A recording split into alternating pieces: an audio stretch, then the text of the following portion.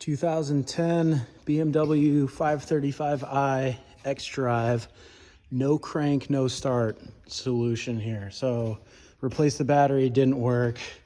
Replace the starter, didn't work all the way down there. What worked was replacing the engine ground cable. So mine was in the passenger wheel well,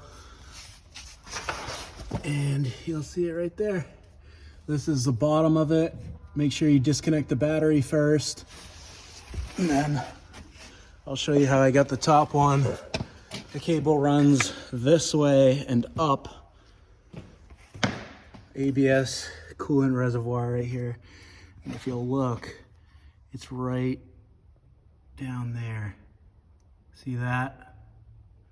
So, bottom side, again, in the wheel well, I had to take all the plastic shielding out of the way.